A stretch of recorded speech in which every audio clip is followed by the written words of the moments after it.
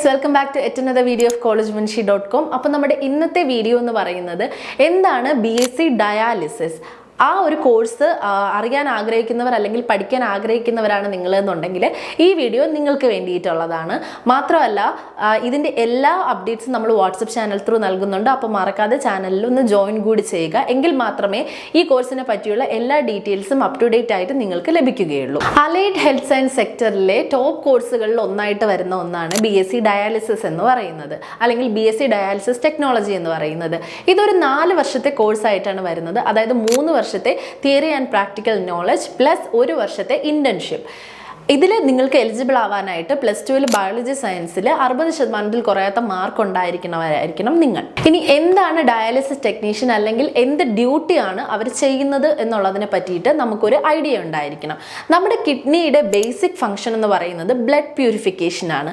അതായത് impure ബ്ലഡിനെ collect ചെയ്തതിന് ശേഷം അതിനെ പുറത്തു പോവുക അല്ലെങ്കിൽ അതിനെ പ്യൂരിഫൈ ചെയ്യുക എന്നുള്ളൊരു പ്രോസസ്സാണ് കിഡ്നി ചെയ്യുന്നത്.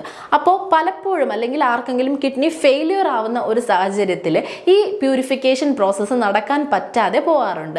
അപ്പോൾ അങ്ങനെ വരുന്ന സമയങ്ങളിൽ നമ്മൾ ഒരു എക്സ്റ്റേണൽ ഡിവൈസിൻ്റെ സഹായത്തോടു കൂടി നമ്മൾ ബ്ലഡിനെ പ്യൂരിഫൈ ചെയ്യുന്ന പ്രോസസ്സ് നടത്താറുണ്ട്.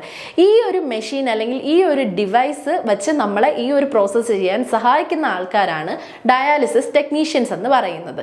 മെയിനായിട്ട് ഇവർ ഫോക്കസ് ചെയ്യുന്നത് ഡയാലിസിസ് ചെയ്യാനായിട്ട് ഉപയോഗിക്കുന്ന ഡിവൈസിനെ ഓപ്പറേറ്റ് ചെയ്യുക, കിഡ്നി റിലേറ്റഡ് ആയിട്ട് ഇഷ്യൂസ് ഉള്ള പേഷ്യൻസിനെ കെയർ ചെയ്യുക, അവർക്ക് വേണ്ട സപ്പോർട്ട്സ് കൊടുക്കുക തുടങ്ങിയ കാര്യങ്ങളാണ് ഇവർ മെയിനായിട്ട് ഫോക്കസ് ചെയ്യുന്നത്. ഇനി ഇവരുടെ ഡ്യൂട്ടീസ് എന്ന് പറയുന്നത് ഈ ഡയാലിസിസ് റിലേറ്റഡ് ആയിട്ട് ഇഷ്യൂസുമായിട്ട് വരുന്ന അല്ലെങ്കിൽ കിഡ്നി റിലേറ്റഡ് പ്രോബ്ലംസ് ആയിട്ട് വരുന്ന പേഷ്യൻസിനെ ട്രീറ്റ്മെൻറ്റ് ഇംപ്ലിക്കേറ്റ് ചെയ്യുക, അല്ലെങ്കിൽ അവർക്ക് വേണ്ട പ്രോപ്പർ കെയറും ട്രീറ്റ്മെൻറ്റും കൊടുക്കുക.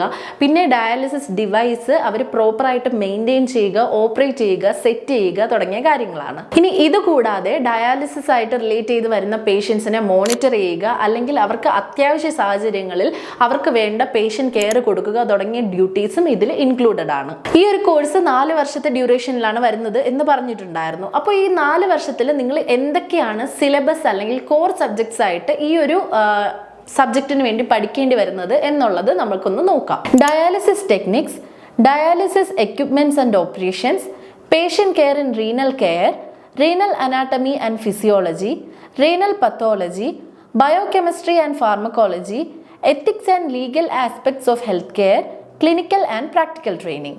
അപ്പോൾ ഇത്രയൊക്കെയാണ് നിങ്ങൾക്ക് ഈ ഒരു കോഴ്സിൽ പഠിക്കേണ്ടതായിട്ട് വരുന്നത്. ഇനി ഇത് പഠിച്ചു കഴിഞ്ഞാൽ നിങ്ങൾക്ക് ഒരുപാട് ജോബ് ഓപ്പർച്യൂണിറ്റീസ് ഉണ്ട്. അപ്പോൾ എന്തൊക്കെ ജോബ് റോൾസ് നിങ്ങൾക്ക് ചെയ്യാൻ പറ്റുമെന്നുള്ളത് നമുക്ക് അടുത്തൊരു വീഡിയോയിലൂടെ കാണാം. അപ്പോൾ ഈ ഒരു വീഡിയോ കണ്ടതിന് ശേഷം നിങ്ങൾ തീരുമാനിക്കുക നിങ്ങളുടെ കരിയർ BSc ഡയാലിസിസ് ടെക്നോളജിയിലാണോ എന്നുള്ളത്. ആണ് എന്നാണെങ്കിൽ താഴെ കാണുന്ന നമ്പറിൽ കോൺടാക്ട് ചെയ്ത് ഉടനെ തന്നെ അഡ്മിഷനായി ഞങ്ങളെ കോൺടാക്ട് ചെയ്യുക.